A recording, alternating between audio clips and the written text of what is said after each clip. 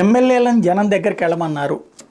పదే పదే వెళ్తున్నప్పుడు అక్కడ కొంతమంది నిలదీశారు. దాన్ని సోషల్ మీడియాలో వైరల్ చేశారు. దానికి ఇట్లాగ కావాలని వాళ్ళు జనసేన వాళ్ళు టీడీపీ వాళ్ళు చేపిస్తున్నారండి, మీరేమో వెళ్ళమంటున్నారు, అదేం పరువు పోతుందంటే, ఏ పరువు పోదన్నా 2 సార్లు కాదు 3 సార్లు వెళ్ళు, 4ఓసారి కూడా కనబడు.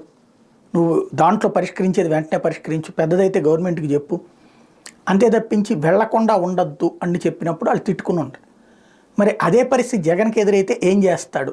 ఇది వైసీపీ ఎమ్మెల్యేలోనే ఉన్నటువంటి ఒక సందేహం, అలాగే జనానికి కూడా ఉన్న సందేహం. నిన్న ఆ సందేహం నివృత్తి అయింది. ఖాళీ బిందెలతో ఎదురొచ్చిన వాళ్ళని పట్టించుకోకుండా వెళ్ళిపోవడం కాకుండా దిగి వాళ్ళ దగ్గరికి వెళ్ళి కనుక్కున్నటువంటి సంఘటన ఇది.